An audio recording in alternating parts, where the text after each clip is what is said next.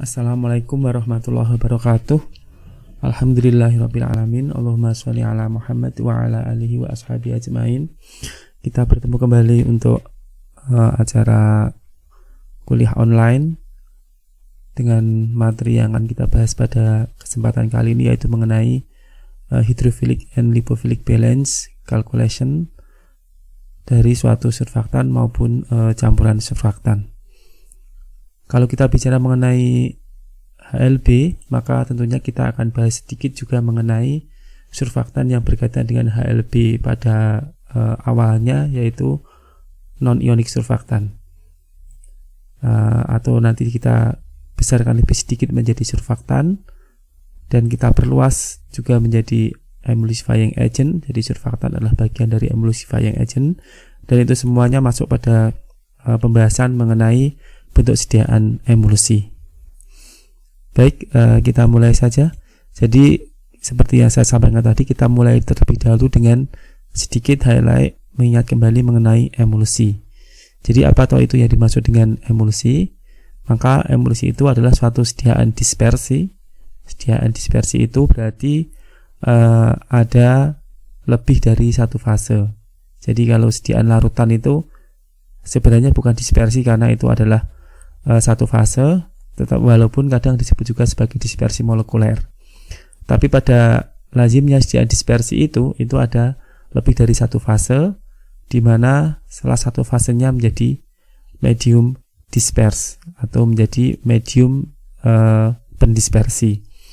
Kemudian bisa jadi dia tidak hanya dua fase, medium dispersnya satu, kemudian di dalamnya ada fase-fase yang lain yang mungkin fase itu adalah fase terdispersi, misalnya pada emulsi berganda itu misalnya. Kemudian pada emulsi itu bagian dari dispersi kasar, ya, ada medium disperse, ada fase disperse, dan keduanya itu berupa liquid. Jadi baik fase disperse maupun medium disperse-nya berupa cairan. Kalau dia disperse phase-nya adalah padatan, itu namanya suspensi gitu ya. Kalau emulsi semuanya cairan. Kemudian karena ini cairan dengan cairan, misalnya contohnya minyak dengan air begitu ya, lazimnya kita campur minyak dengan air, dia tidak akan menjadi terdispersi, dia akan memisah. Oleh karena itu pada sediaan emulsi diperlukan suatu stabilizer yang menjaga supaya fase disperse itu tidak bergabung dengan fase disperse yang lain. Ya, karena kalau dia bergabung atau coalescence gitu, maka terjadilah pemisahan fase. Jadilah dia tidak terdisperse lagi. Dispersi itu harus homogen ya. Kalau ini memisah, nanti menjadi tidak homogen lagi. Maka dia perlu stabilizer, perlu suatu bahan yang bisa menstabilkan dua fase yang berpisah tersebut. Nah, ini adalah beberapa macam sediaan emulsi. Kalau kita lihat dari ukuran dari fase dispersnya, ukuran fase internalnya ada 2-20. Itu sering kita sebut sebagai mikroemulsi itu ya.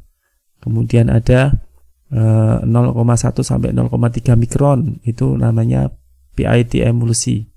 Jadi suatu emulsi yang dibuat dengan inversi fase, phase inversion temperatur biasanya untuk membuat dia berinversi fasenya, maka dengan permainan temperatur. Jadi misalnya emulsi tipe OW dibuat dulu di suhu kamar, dia bertipe OW, kemudian ditingkatkan suhunya. Ketika melewati suhu inversi, maka yang semula OW menjadi WO, kemudian diturunkan lagi suhunya, dia menjadi OW lagi dengan ukuran yang lebih kecil daripada OW sebelum dinaikkan suhunya. Itu PIT emulsi itu ya, karena perubahan sifat dari emulgator yang dipakai untuk stabilizer itu, terutama golongan surfaktan ya. Ketika dia di suhu kamar lebih suka larut dalam air misalnya ya, sehingga membentuk emulsi tipe OW.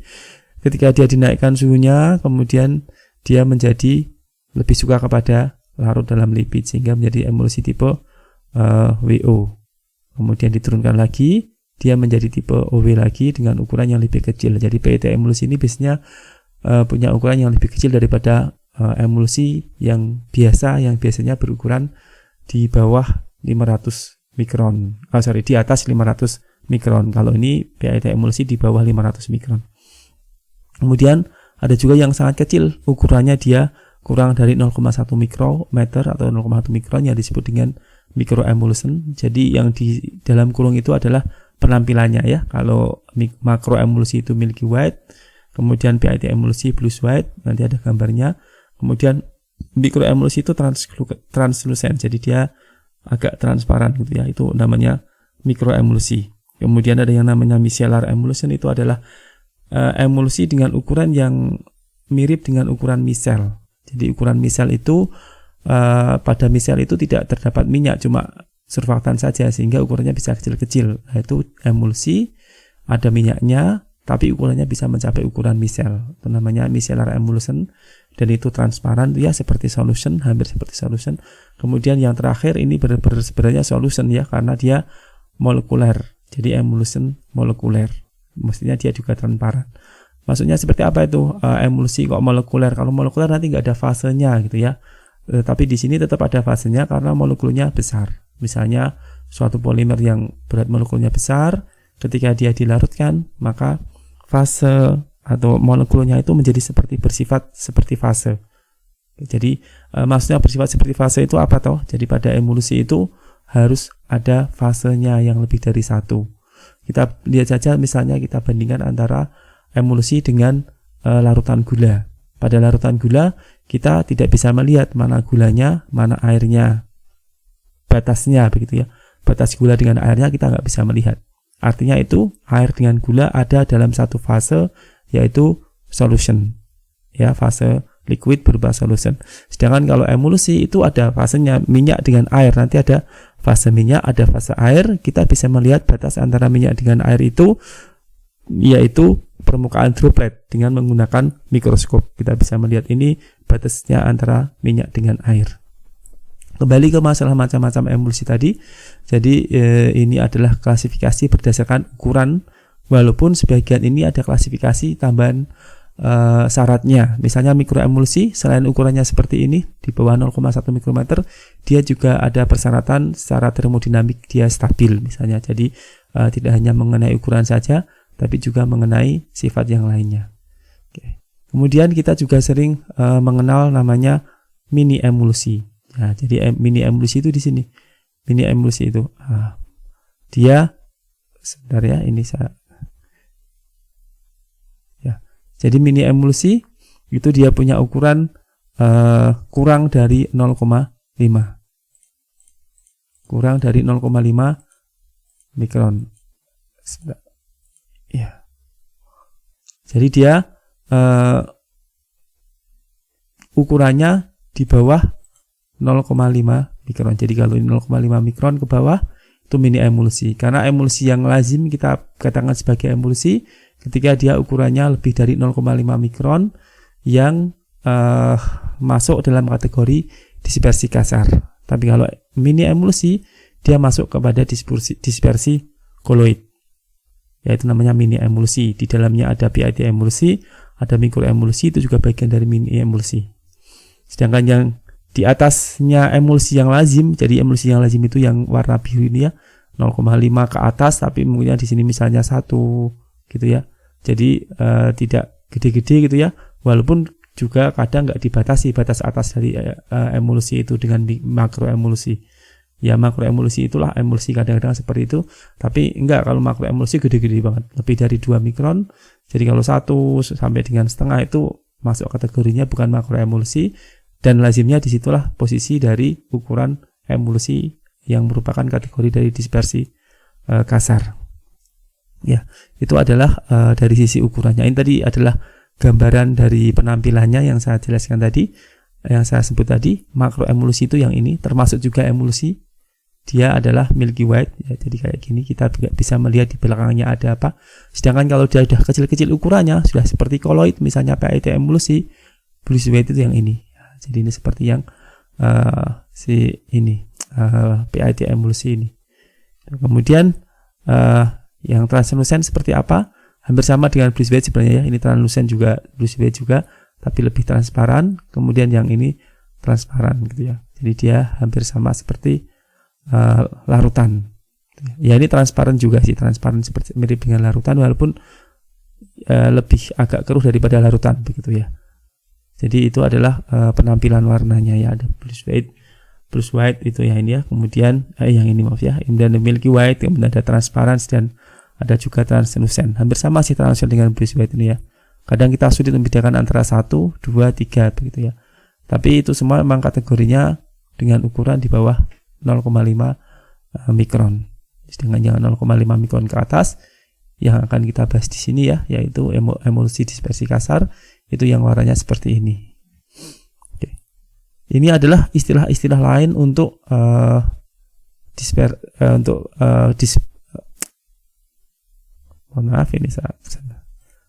istilah lain untuk medium disperse.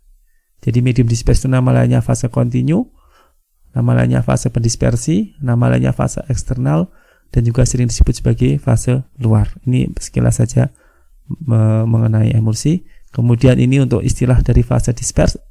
Perlu istilah ini kita kenalkan biar ada kata-kata itu kalian akan langsung membayangkan ini adalah tentang emulsi. Ini loh bagiannya sama dengan fase disperse, fase diskontinu, fase terdispersi, fase internal, fase dalam, kemudian ada droplet juga sering dipakai untuk fase internal dari suatu emulsi, dan yang dipakai dengan tidak benar yaitu partikel. Beberapa memakai kata partikel untuk fase internal walaupun sebenarnya tidak tepat dipakai untuk emulsi. Misalnya kita ambil contoh mikroemulsimu ukuran partikelnya berapa, itu tidak pas karena mikroemulsi mestinya dia fase internalnya berupa liquid, tidak pas disebut sebagai partikel yang asosiasinya kepada atau hubungannya dengan padatan partikel. Itu tepatnya dipakai untuk suspensi. Ya, maka lebih enak kita pakai istilah fase internal, ukuran fase internal atau ukuran droplet gitu ya. Lebih pas. Kemudian ada istilah lagi yaitu nanoemulsi. Ini cukup baru ya. Maksudnya dibandingkan dengan istilah yang lainnya ini. Nanoemulsi itu apa? Nanoemulsi itu dia ukurannya kecil karena ukuran nano, walaupun juga 500 ke atas ini masih masuk juga kategori nanoemulsi begitu ya. Bukan makroemulsi memang tuh ya. Kemudian secara kinetik dia stabil. Artinya kalau dibiarkan tuh nanoemulsi nggak langsung misah, tapi lama-lama misah juga gitu ya. Dan juga secara termodinamik dia tidak stabil. Kinetiknya stabil, tapi termodinamik dia sebenarnya nggak stabil, sehingga lama-kelamaan dia akan memisah juga. Itu namanya nanoemulsi. Jadi yang perlu kita tekankan di sini adalah bahwa istilah nanoemulsi itu muncul belakangan daripada mikroemulsi. Yang kedua, kata-kata nano pada emulsi itu nanonya mengacu pada ukuran, sedangkan mikroemulsi kata-kata mikronya tidak mengacu pada ukuran. Mikroemulsi ukurannya bukan mikron, tapi dia di bawah 1 mikron. Nanoemulsi ukurannya dia adalah pada ukuran nano. Bisa jadi dia 500 nanometer itu nanoemulsi. Dropletnya 500 nanometer. Tapi dia bukan mikroemulsi kalau dia 500 nanometer. Sehingga jangan katakan bahwa mikroemulsi itu ukurannya mikron, nanoemulsi itu ukurannya nano, sehingga ukuran mikroemulsi lebih besar daripada nanoemulsi. Dropletnya itu sama sekali kebalik ya kan. Justru kebanyakan mikroemulsi mempunyai ukuran droplet yang lebih kecil daripada ukuran droplet nanoemulsi yang banyak, yang lazim, yang pada umumnya 200 nanometer itu nanoemulsi banyak yang ukurannya seperti itu. Dan mikroemulsi lebih kecil daripada 200 nanometer tersebut. Ya, itu yang perlu kita sampaikan supaya tidak salah, walaupun ini tidak salah kaprah kalau di bahasa Jawa namanya ya. Tapi memang seperti itu kondisinya. Kita lanjutkan mengenai emulsi sudah. Kemudian bagian dari emulsi itu ada yang pembahasan mengenai emulsifying agent.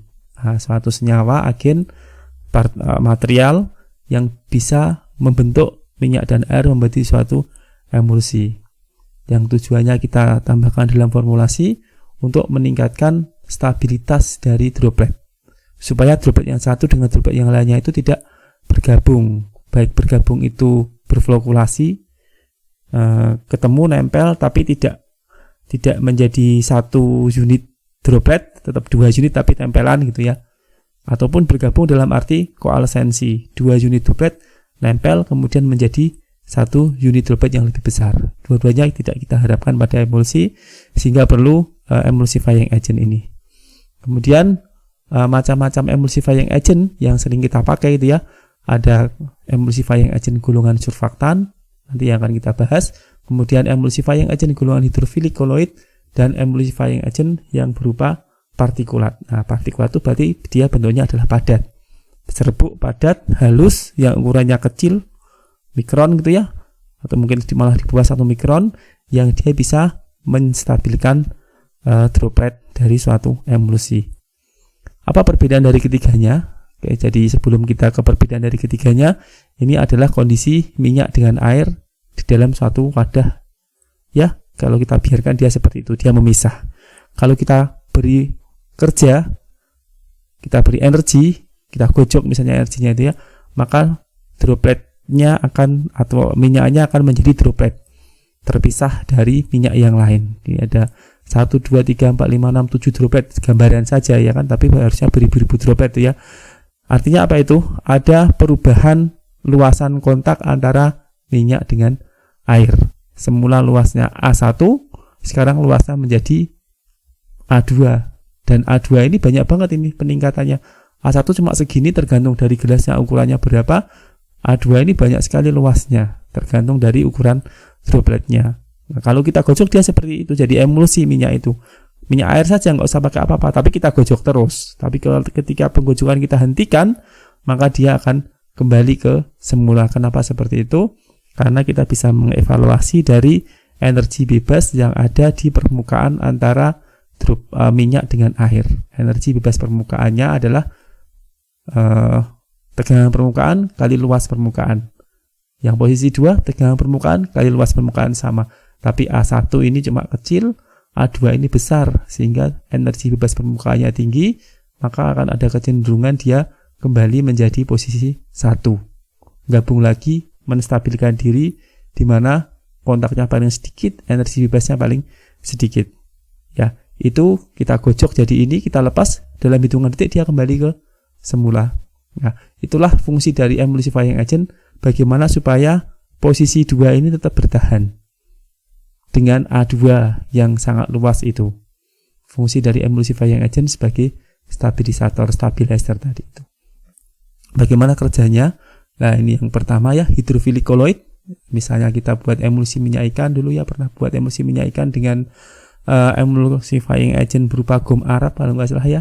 Itu kira-kira gambarnya seperti ini. Yang abu-abu ini adalah minyak, kemudian minyak ini diselimuti oleh koloid. Jadi koloid itu nanopartikel tapi ukurannya kecil banget, di bawah 500 itu ya. Jadi di sini adalah partikel-partikel dari gom Arab yang ukurannya kecil, yang membentuk dispersi koloid. Jadi ada airnya. Jadi gom Arab menyerap air, kemudian dia melapisi dari minyak itu. Sehingga ketika dia ketemu dengan yang lainnya, minyak yang juga terlapisi, dia akan tidak menjadi flokulat atau bahkan tidak menjadi koalescens, bergabung gitu ya, karena dilindungi oleh gom Arab. Misalnya contoh dari koloid hidrofilik. Kemudian kalau partikulat yang seperti apa? Partikulat itu seperti ini, hampir sama. Jadi dalam lapisan pelindung ini tersusun dari berlapis-lapis molekul polimer gom Arab gitu ya. Tidak hanya satu lapis polimer, tapi berlapis-lapis polimer. Ini jadi tebal gitu ya. Demikian juga yang fine partikel kecil nanti dia bentonit misalnya ya, dia akan melindungi minyak dari bersatunya dengan minyak yang lain karena ada lapisan bentonit di sini. Bentonit itu ya tanah liat begitu, dia tersusun dari banyak molekul juga. Sama dengan di sini juga tersusun dari banyak molekul ya. Jadi dia lapisan multimolekuler, molekulnya banyak, baik hidrofilik koloid maupun partikulat itu. Nah, kemudian yang ketiga yaitu golongan surfaktan. Ini gambarannya ya, kalau golongan surfaktan ini adalah minyak, dia dilindungi oleh monomolekuler layer. Jadi lapisannya satu molekul. Ini gambaran satu molekulnya kalau kita potong sedikit, tapi ini kebalik ya, mestinya kepalanya yang ke arah oh benar ya, kepalanya ke arah dalam, betul ya. Jadi yang dalam ini minyak, dia mendapatkan ekor, kemudian yang arah luar itu adalah air, mendapatkan kepalanya, ya. Dia akan melapisi di sini sebagai monomolekuler. Jadi ini satu molekul. Jadi ini tipis sekali, lapisannya tipis sekali, hanya sepanjang dari molekul surfaktan itu. Itu adalah emulsifying agent yang golongan surfaktan. Oke. Nah, ini adalah istilah-istilah lain dari emulsifying agent. Emulsifying agent itu disingkat emulgen. Jadi ini juga sering dipakai emulgen. Kemudian kita sering pakai kata-kata emulgator, gitu ya. Kemudian sering juga menggunakan kata-kata emulsifier atau juga pakai kata-kata emulsion stabilizer. Jadi ini istilah yang sama yang merujuk pada emulsifying agent yang terdiri dari 3 golongan, bisa surfaktan, hidrofilik koloid maupun golongan partikulat. Nah, berkaitan dengan HLB itu kita fokus pada surfaktan ini. Ya, surfaktan ya, karena berkaitan dengan HLB. Surfaktan itu contohnya seperti ini ya, misalnya adalah natrium lauryl sulfat ini ya. Natrium lauryl sulfat itu punya kepala yang sifatnya hidrofilik. Jadi gugus hidrofilik, sebuah molekul yang punya gugus hidrofilik. Tapi di sisi lain, molekul yang sama ini juga mempunyai gugus lipofilik. Ekornya berupa gugus lipofilik. Jadi sebuah molekul yang punya gugus hidrofilik maupun gugus lipofilik. Itulah yang disebut dengan amfifilik. Ya, jadi dia punya sifat amfifilik. Dia punya 2 gugus hidrofilik maupun lipofilik. Kalau senyawa ini dimasukkan ke dalam air, ya, maka nanti dia konsentrasinya di bagian permukaan dengan di bagian tengah, bagian bulk itu akan berbeda, tidak seragam. Lebih banyak di mana? Lebih banyak di bagian permukaan daripada di bagian bulk.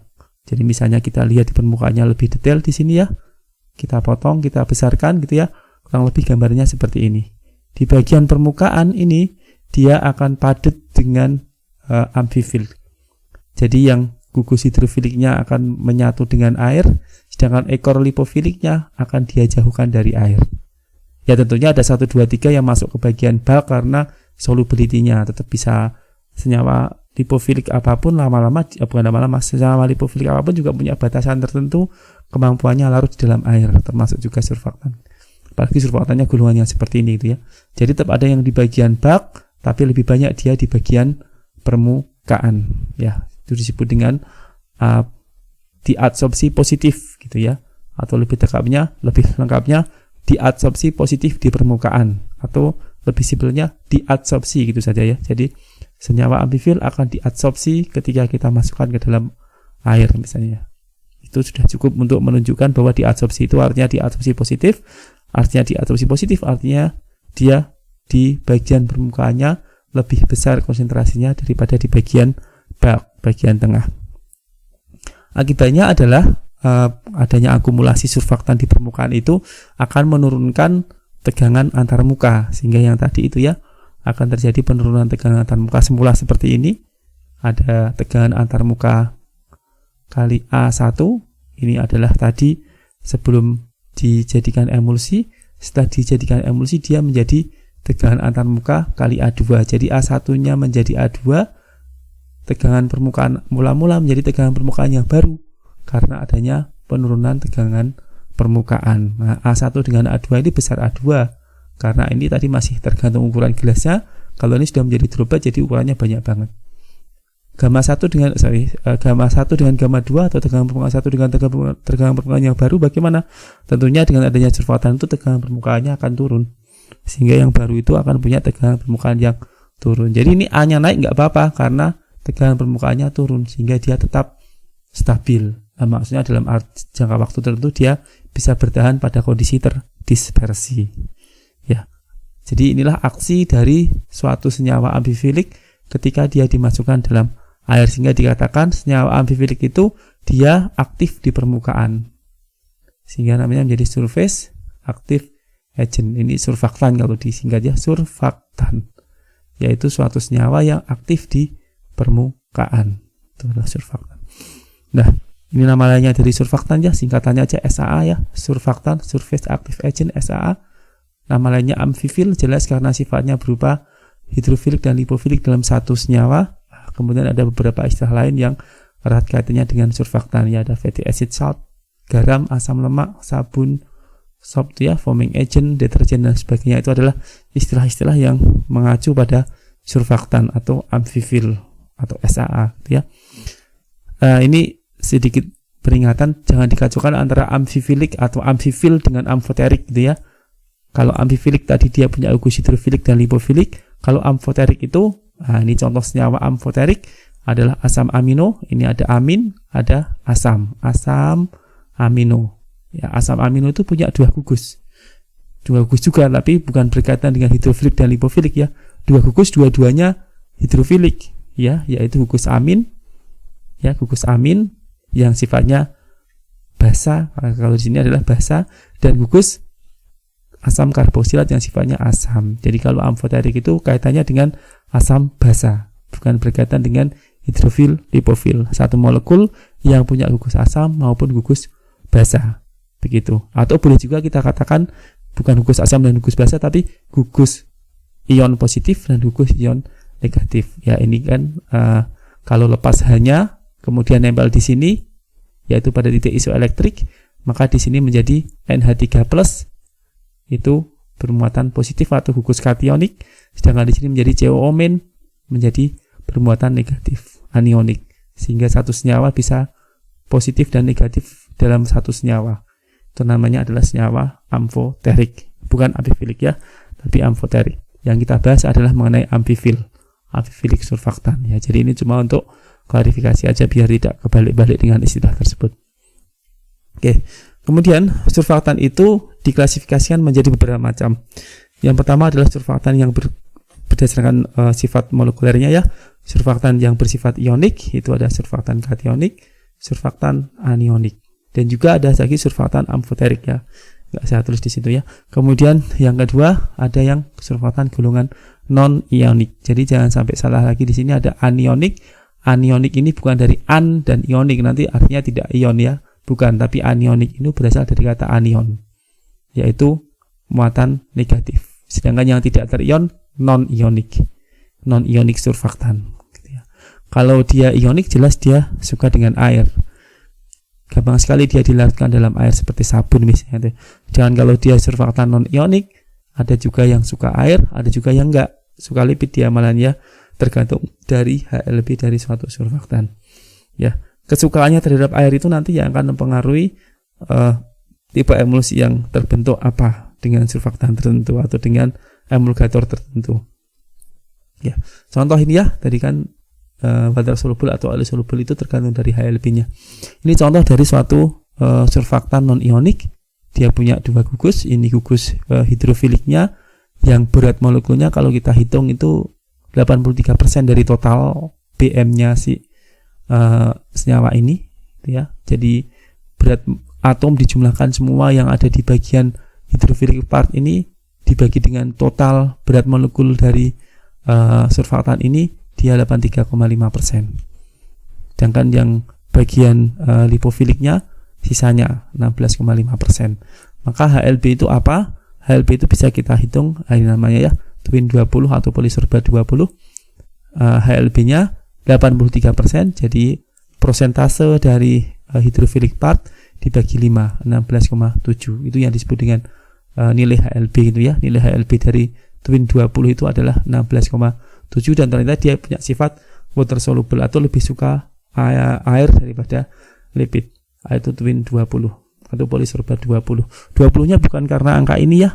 20-nya bukan karena angka V plus X plus Y plus Z, bukan, tetapi nanti ada 20, 80 dan seterusnya, itu tergantung dari lipofilik partnya itu apa, stearat, oleat, dan lain sebagainya itu ya, yang akan menentukan dia twin berapa begitu ya. Bukan karena kalau semuanya ininya 20, beda-beda di bagian ininya nanti yang akan menyebabkan kode di sininya berbeda. Contoh surfaktan yang lainnya misalnya ini ya.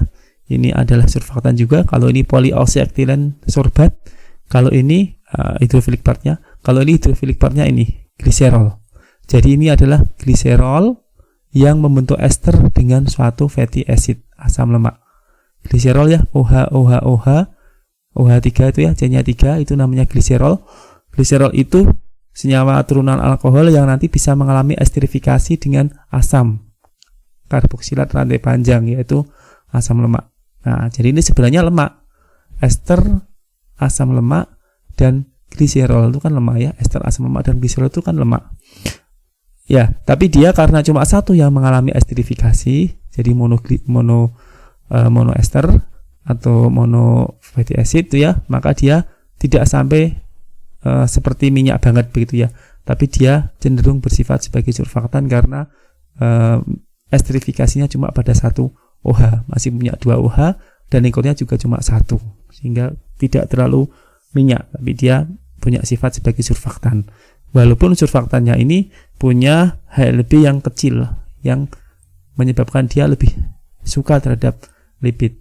Jadi dia bukan lipid tetapi surfaktan yang suka dengan lipid. Kalau kita hitung HLB-nya, jadi kalau dia polyoksietilen itu HLB-nya rumusnya seperti ini. Part dari hidrofilik, persentase hidrofilik dibagi 5. Kalau monostearat atau monooleat atau apa dari gliserol, jadi gliserol monofatty acid begitu ya, itu HLB-nya adalah 20 kali 1 minus S per A. S itu adalah bilangan penyabunan, saponification value. A itu adalah bilangan asam. Jadi ini nilainya kurang lebih 4,3. Dan dia kalau dicek lebih soluble di oil daripada di minyak, daripada di air, sehingga memang solubility-nya di air apa di minyak itu tergantung dari HLB-nya. Ini adalah perhitungan HLB menurut persamaan Griffin, dan dia hanya bisa diaplikasikan untuk surfaktan gulungan non-ionik dari Griffin. Oke. Kita lanjutkan seperti yang tadi saya singgung, faktor apa yang berpengaruh terhadap tipe emulsi? Ini berkaitan dengan surfaktan ya. Jadi misalnya ini ada 3 macam emulsi dengan satu surfaktan yang sama, yaitu twin 20. Yang pertama VCO 30, air 70, twin 25. Twin 20-nya semuanya 5. Kemudian di formula berikutnya di variasi VCO dan airnya. Ya, pertanyaannya ini tipenya apa ya? Tipe emulsinya begitu ya. Nah, jangan sampai kita berpendangan bahwa ini tipe emulsinya dengan kita lihat berapa fraksi air, berapa fraksi atau banyaknya minyak. Oh, kalau ini VCO-nya 30, airnya 70, berarti tipenya minyak dalam air. Kalau ini airnya 30, VCO-nya 70, berarti tipenya air dalam minyak. Tidak seperti itu. Jadi tidak seperti itu, tapi yang menentukan dia emulsi tipe apa adalah emulgatornya. Nah, apa di sini emulgatornya? Emulgatornya adalah twin 20. Yang tadi twin 20 itu ketika kita cek HLB-nya 16-an tadi ya, atau 15, tadi ya. Dan kalau kita lihat solubility-nya, dia lebih soluble di air daripada di oil.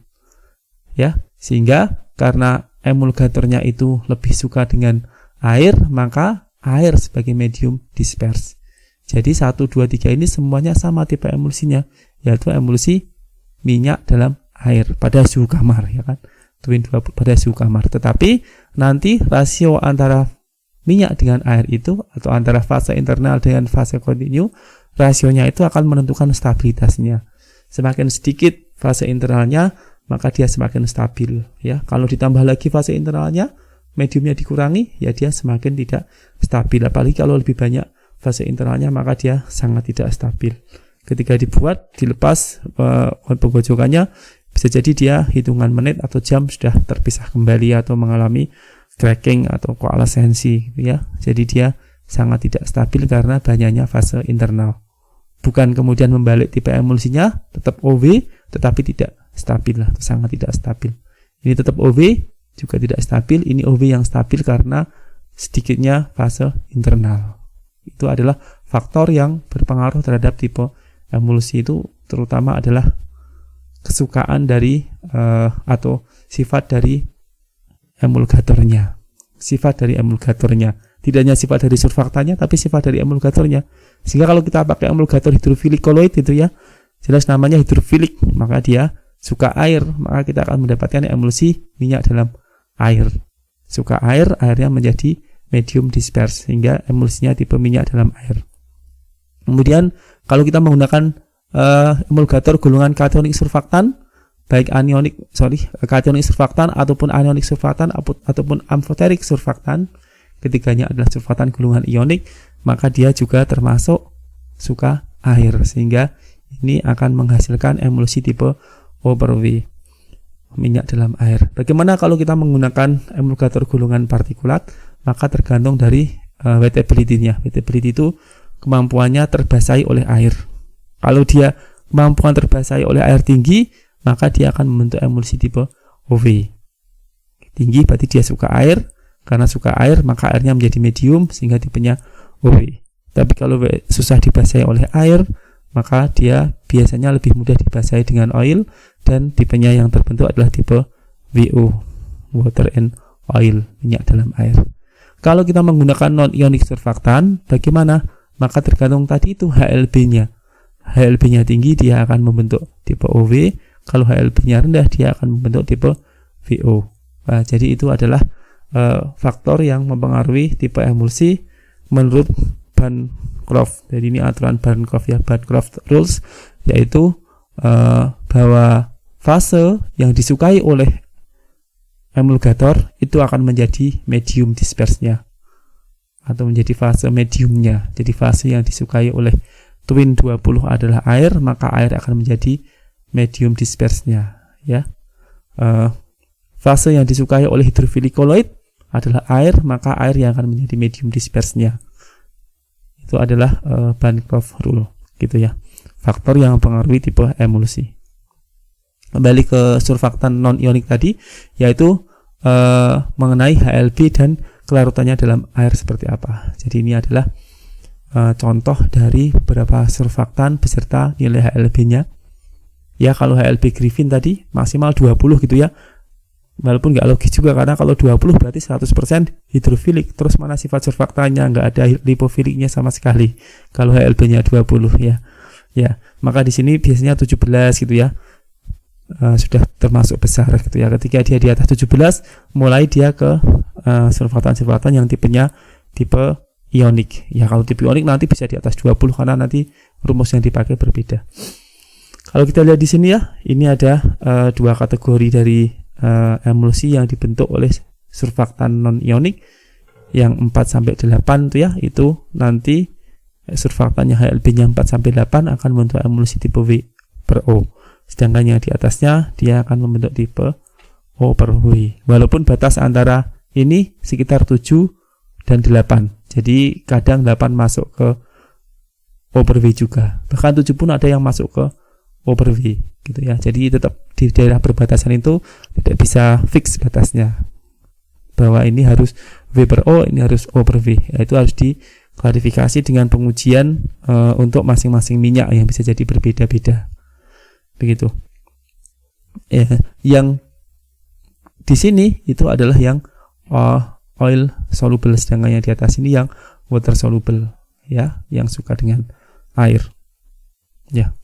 Terus kalau dicampur bagaimana? Kalau ini kan cuma satu ya. Satu misalnya oleic acid HLB-nya 1, sorbitan tristearat HLB-nya 2 dan seterusnya. Kalau sekarang dicampur misalnya antara sorbitan tristearat dicampur dengan sorbitan monolaurat, HLB-nya jadi berapa begitu?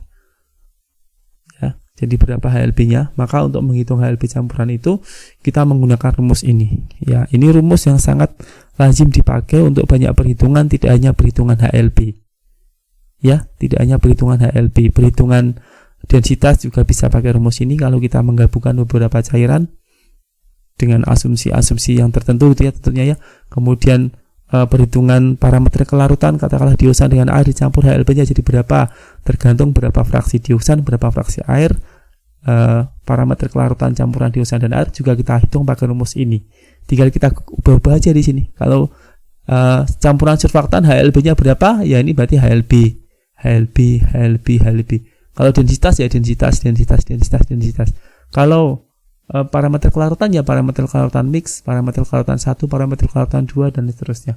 Kalau isotop ya ini isotop mix atau isotop rata-rata. Isotop 1 berapa berat atomnya, isotop 2 berapa berat atomnya, rata-rata atom relatifnya berapa, ya pakai rumus ini juga. F itu apa? F itu adalah fraksi. Fraksi itu kelimpahan, ya persentase dibagi 100 itulah yang disebut dengan F ya. 20% itu F-nya 0,2, 80% itu F-nya 0,8 begitu. Kalau mau lebih familiar ke konsentrasi ya pakai konsentrasi, kalau lebih familiar ke fraksi ya ke fraksi. Ini prinsip itu sama karena persen itu kan per 100, jadi sama aja kita pakai fraksi. Tapi dalam rumus ini yang dipakai adalah fraksi.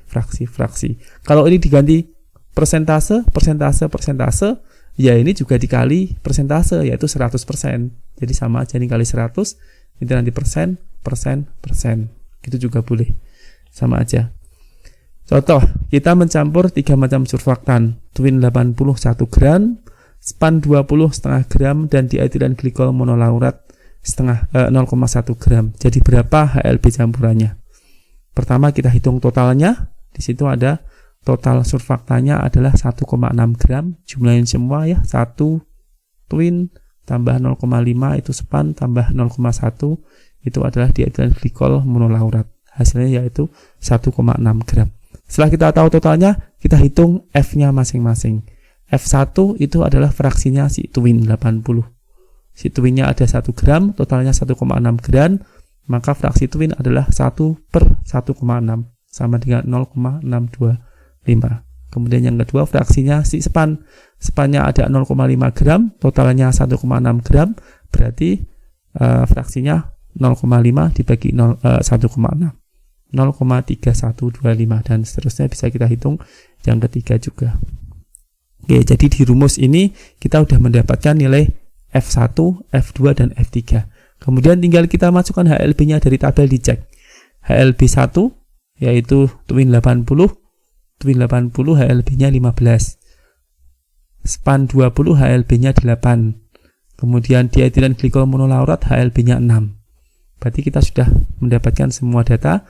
Kita bisa menghitung dengan rumus yang di atas itu. HLB mix sama dengan ini cuma sampai 3.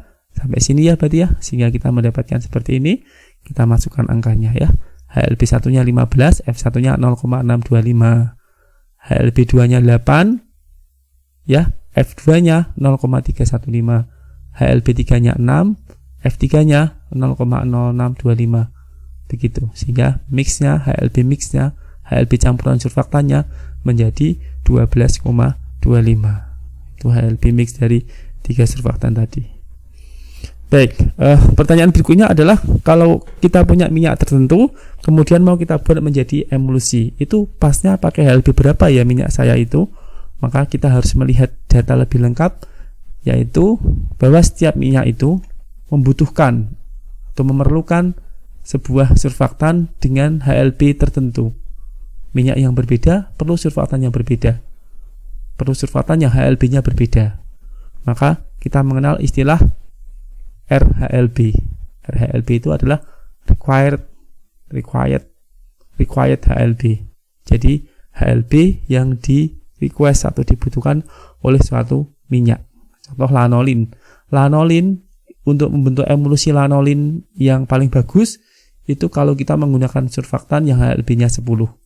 Maka lanolin punya RHLB 10. Beeswax kalau mau dibuat emulsi yang paling bagus itu perlu surfaktan yang HLB-nya 12. Maka RHLB-nya beeswax adalah 12 dan seterusnya. Jadi kalau surfaktan itu punya HLB, kalau minyak itu punya RHLB, yaitu nilai HLB surfaktan yang paling bagus untuk dia. Itu yang disebut dengan RHLB. Jadi jangan balik-balik. Jadi nanti kalau ada data HLB untuk minyak, itu maksudnya dia sebenarnya adalah RHLB untuk minyak, bukan HLB tapi RHLB. Karena dia minyak nggak punya HLB, minyak butuh HLB, bukan punya HLB tapi butuh HLB, sehingga dia punyanya data RHLB, required HLB, begitu ya. Di bahasa atau istilah lain untuk RHLB, required HLB, HLB need, kemudian efektif HLB, dia yang paling agak lucu namanya ini ya, critical HLB. Biasanya critical itu kita pakai untuk hal-hal yang nggak bagus itu ya, membalik kondisinya atau mulai pecah atau mulai apa begitu ya, itu nama critical. Tapi di sini critical HLB justru dipakai untuk istilah HLB yang baik untuk dia itu ya. Tapi mungkin di jurnal atau manuskrip yang lain bilangnya critical HLB itu HLB yang mulai dia nggak bisa dipakai untuk minyak tersebut ya.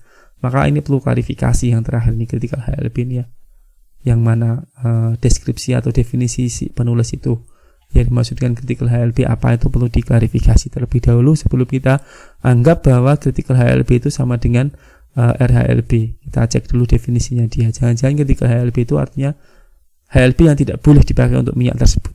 Jangan-jangan, maka perlu dicek lagi. Tapi ini adalah istilah-istilah yang ada kaitannya dengan HLB untuk suatu minyak. HLB surfaktan yang diperlukan oleh suatu minyak, begitu. Oke. Berikutnya, kalau minyaknya cuma satu, ya dia punya sebuah nilai RHLB tertentu. Kalau minyaknya dicampur, RHLB-nya bagaimana? Rumusnya sama seperti tadi. Cuma tadi HLB dari surfaktan campuran, sekarang yang dicampur minyak punya datanya RHLB, ya berarti RHLB dari campuran minyak. Itu. Jadi rumusnya sama seperti tadi, tergantung dari fraksi dari masing-masing minyak. Ya, contoh ini ya, misalnya ada minyak kelapa ya, coconut oil 10 gram campur dengan kaprik trigliserid 6 gram dan oleic acid 4 gram. Nah, ini oleic acid dimasukkan sebagai minyak ya. Sebelum kita ke sana, ya ini oleic acid minyak dengan RHLB 17. Tapi tadi kalau kita kembali ke sini, oleic acid itu kita masukkan sebagai surfaktan dengan HLB yang 1. Ya, surfaktan HLB-nya 1 itu berarti dia lipid banget itu. Dia lipid banget sehingga di sisi lain kadang-kadang dia juga dikelompokkan sebagai minyak. Seperti di sini oleic acid ini sebagai minyak. Asam lemak itu kalau dikelompokkan sebagai minyak, dia punya RHLB sekitar 16-17. Tapi asam lemak ini kalau kita kelompokkan dia sebagai surfaktan, dia punya HLB sekitar 1. Ya. Kemudian kalau misalnya dia gliserol di fatty acid, jadi gliserol yang teresterifikasi 2 itu kalau dimasukkan sebagai surfaktan, dipasang sebagai surfaktan begitu ya, dia HLB-nya sekitar 2 begitu ya. Jadi ke minyak lah arahnya, walaupun dia bisa bersifat sebagai surfaktan, terlalu kecil HLB-nya ya. Ya, kembali ke yang sini, kalau campuran minyak rumusnya sama. Ya, ini contoh minyaknya tadi oleic acid, jadi kita kembali ke sana ya, ke slide sebelumnya karena menyinggung mengenai oleic acid. Bagaimanakah surfaktan yang pas untuk dia itu, HLB-nya berapa toh? Kita masukkan ke rumusnya tadi ya, kita sama caranya, kita cari masing-masing fraksi dengan alur seperti ini. Total oilnya 20 gram, maka F1-nya itu coconut oil, minyak kelapa 10/20, kemudian kaprik trigliserid 6/20 dan seterusnya. Totalnya 20 gram misalnya ya.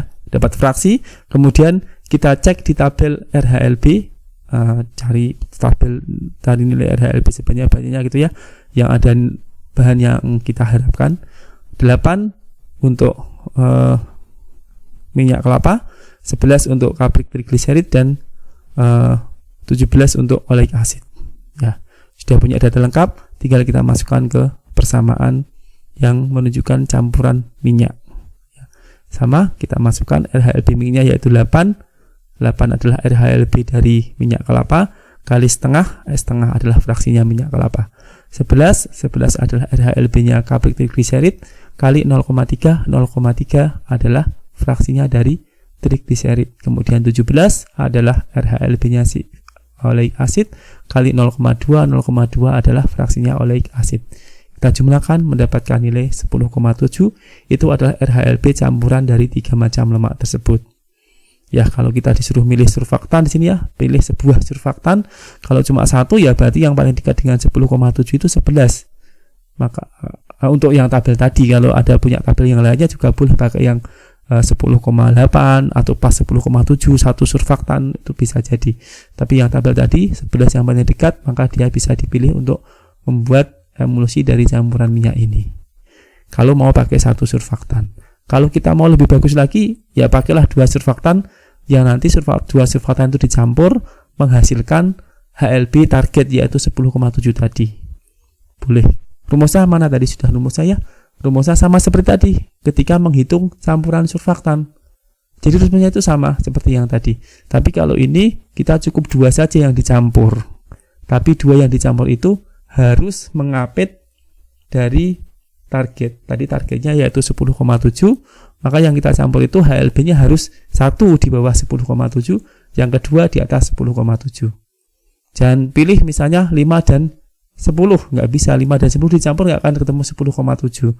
Atau 11 dan 17 dicampur berapapun porsinya nggak akan ketemu 10,7. Jadi yang kecil harus di bawah target, yang besar di atas target. Jadi targetnya itu diapit oleh 2 HLP yang dipilih tersebut, 2 surfaktan dengan HLP yang dipilih tersebut gitu ya. Kita contohkan misalnya di sini 10,7, kita bisa ambil span 80 yang HLP-nya 4 di bawah 10,7, kemudian dicampur dengan twin 80 yang HLP-nya 15 itu di atas 10,7. Jadi ini kalau kita campur dengan perbandingan tertentu akan mendapatkan HLP 10,7. Kita mau menghitung perbandingan itu berapa? Rumusnya sama seperti tadi. Ini ya, HLP mix sama dengan HLP 1 kali F1 plus HLP 2 kali F2. HLP mixnya yaitu 10,7. Yang kita campur adalah span dan twin. Span HLP-nya adalah 4, twin HLP-nya adalah 15. Maka kita dapat persamaan 10,7 sama dengan 4 kali F1 plus 15 kali F2 ya. Fraksi itu kalau kita jumlahkan hasilnya menjadi 1. Itu namanya fraksi ya. Kalau misalnya 3 fraksi di total juga 1 ya. DPR berapa fraksinya? Anggotanya berapa? Jadi fraksi 0,0,0, di total hasilnya 1 juga itu ya. Itu namanya fraksi. Ya, maka F1 tambah F2 sama dengan 1. F2 sama dengan 1 dikurangi F1.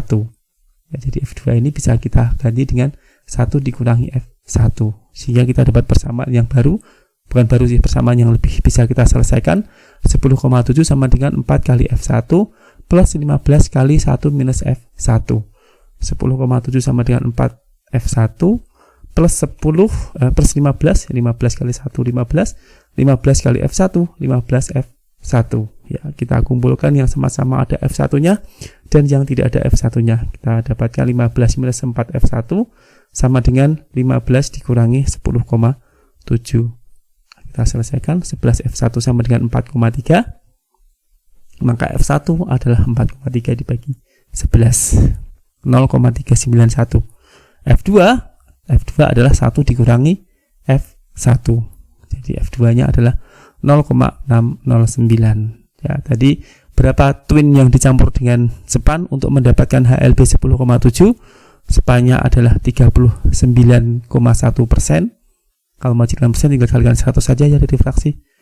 Twinnya 60,9%. Jadi sini ya, kali 100 60,9%. Kita udah tahu sekarang berarti kalau mau dapat HLP 10,7, spannya 39,1%, twinnya 60,9% dalam bentuk persen. Kalau dalam formula tadi kan, kalau di formula kan gram gitu ya. Berapa gram ya perlu kita lihat dulu secara komplit. Ya, formulanya lebih komplit seperti apa gitu ya. Contoh tadi ya, formulanya tadi ada informasi tambahan. Minyak kelapa 10, ini kaprik trigliserid 6, olik asid 4, sama seperti tadi dibuat emulsi. Emulsi tadi dia pakai surfaktan 2 gram. Surfaktan yang dipakai adalah 2 gram. Maka twinnya berapa gram, spannya berapa gram, tinggal kita hitung tadi ya. 39,1% sama dengan 0,391 kali 2 gram sama dengan 0,782 gram. Ya, 2 gram 39,1%. 39,1 per 100 kali 2, 60,9 per 100 kali 2. Ya, 0,782 gram span 80, 1,218 gram twin 80. Jadi sekarang udah dalam bentuk gram. Tergantung dari formula lengkapnya seperti apa gitu ya. Kemudian apakah 2 gram itu cukup untuk mengemulsikan minyak kelapa segini, saprik trigliserid segini, oleic acid segini, cukup enggak surfaktan 2 gram itu? Ya, maka perlu lihat lagi formula yang lainnya lah. Airnya berapa? Di sini airnya berapa yang diinginkan untuk memutuskan dia 2 gramnya cukup apa tidak, itu harus tahu airnya berapa. Jadi misalnya dilengkapi jadi seperti ini. Airnya pinginnya 40 gram. Jadi ada 20 gram minyak dan 40 gram air. Tadi dia pilih surfaktannya 2 gram cukup apa tidak. Maka kita bisa cek cukup tidaknya 2 gram itu dengan menggunakan persamaan Bonadio. Ini adalah persamaan Bonadio-nya ya. Ini penjelasan untuk setiap parameternya. QS itu yang akan kita cari, yaitu jumlah surfaktan atau campuran surfaktan untuk 100 gram campuran minyak air. Jadi ini untuk 100 gram. QM juga sama, jumlah medium phase di sini berarti jumlah airnya juga untuk 100 gram campuran minyak air. RHLB tadi sudah ya, RHLB-nya nilai RHLB yang besarnya sama dengan HLB sehingga kondisinya ideal. Kemudian inilah rho S adalah densitas surfaktan sedangkan atau campuran surfaktan, sedangkan rho I adalah densitas dari fase internal. Di sini adalah OV berarti fase internalnya O, O-nya oil, 3 macam oil ini berapa densitasnya. Itu adalah persamaan Bonadio. Kita harus cari data dari densitas twin dan span ya sini ya. Kemudian kita juga harus cari data densitasnya oil. Ya ini data densitasnya diklarifikasi dulu, dicek benar apa enggak itu angka-angkanya gitu ya, densitasnya itu. Ya, kalau sudah kita perkirakan densitas campurannya dengan rumus yang sama. Densitas campuran sama dengan densitas 1 kali F1 tambah densitas 2 kali F2 dan seterusnya, tinggal berapa yang dicampur. Ya, sama seperti rumus dasarnya tadi itu. Ini contoh perhitungannya untuk densitas campuran surfaktan. Ya, span dengan twin 80. Densitasnya 0,986, fraksinya 0,391. Ini kan densitas kali fraksi, ini ya. Densitas kali fraksi. Kemudian yang kedua ini kemudian dijumlahkan. Jumlah ini samnya ya. Jadi 1,03 itu adalah densitas dari campuran span dan twin dengan rasio tertentu yang menghasilkan HLB berapa tadi? 10,7. Minyak, sekarang yang minyak densitasnya berapa? Sama rumusnya seperti ini tapi ada 3.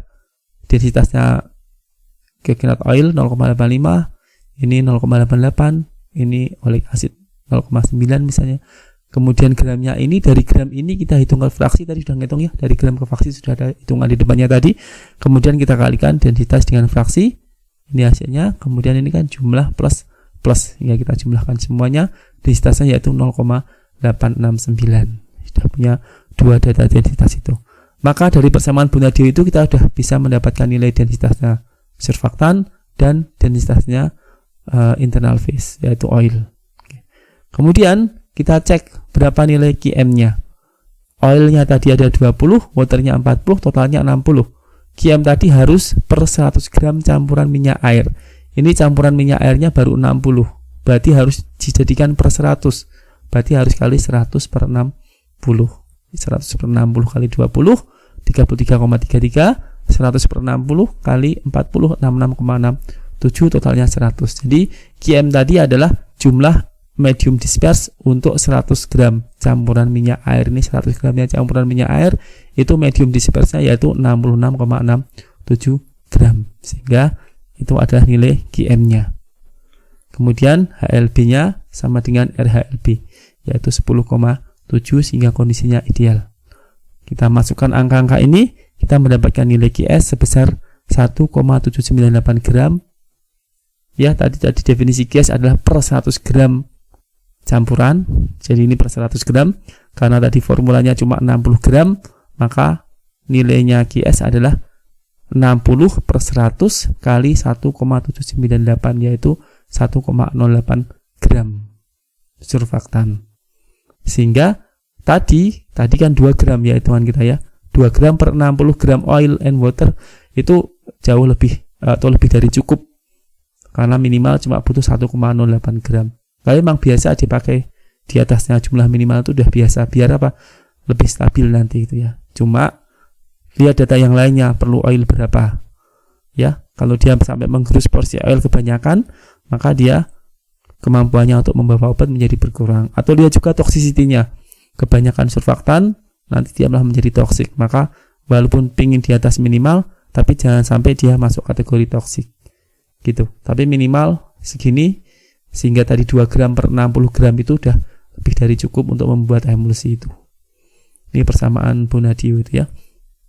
Kemudian satu lagi ini adalah mengenai HLB juga, tetapi di sini HLB-nya diaplikasikan untuk sistem yang tidak hanya non-ionik surfaktan, tapi juga kationik surfaktan.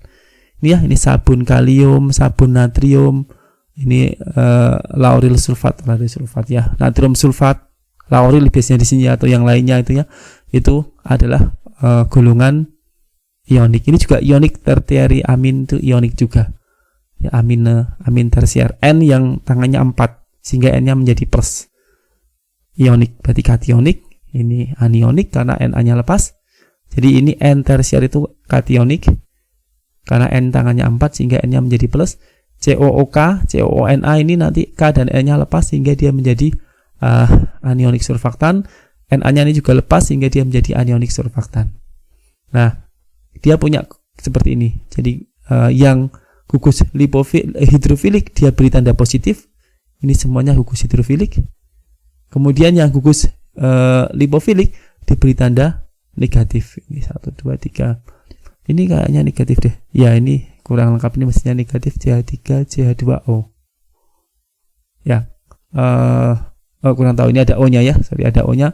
Dicek lagi nih ya. Ini benar positif atau negatif. Tapi ini ada O-nya. Saya kira ini ada O-nya ya. Jadi ini yang hidrofilik yang positif, yang lipofilik yang negatif. Kemudian kita hitung HLB itu adalah 7 plus jumlah gugus hidrofilik tambah jumlah gugus lipofilik. Jumlah gugus atau nilai gugus lah ya, tepatnya. Nilainya berapa? COOK itu 21,1 nilainya gitu ya. Contoh, ini adalah sodium lauryl sulfat seperti contohnya di depan tadi. Kita lihat di sini dia punya ekornya ekor hidrofilik. Ada berapa CH itu di sini? CH3, CH2 dan CH itu nilainya sama-sama minus 0,475. 1, 2, 3, 4, 5, 6, 7, 8, 9, 10, 11, 12. Lauryl 12, betul ya? Nah, maka dia ada 12 kali 0,475 negatif. Punya kepalanya adalah natrium sulfat gitu ya, yang nilai HLB-nya yaitu 38,7.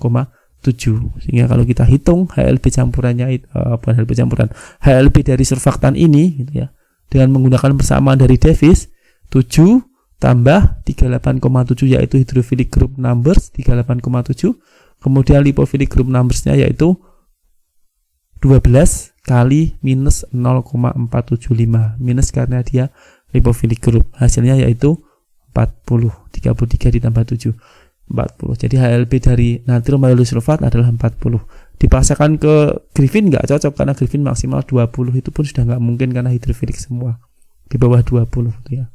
Nah, ini memang kalkulasi yang berbeda. Ya, masalahnya adalah kalau kita campur antara yang surfaktan non-ionik dengan kationik, apakah persamaan tadi bisa diaplikasikan apa tidak? Persamaan campuran surfaktan itu kita tidak tahu, perlu penelitian yang lebih lanjut ya, belum kita pelajari lebih dalam, silahkan dipelajari sendiri ya. Apakah kalau kationik dengan non-ionik dicampur itu kalkulasi HLB campurannya bisa seperti yang tadi apa tidak? Silahkan cari literaturnya sendiri. Saya kira itu saja yang perlu saya sampaikan. Semoga bermanfaat. Terima kasih. Assalamualaikum warahmatullahi wabarakatuh.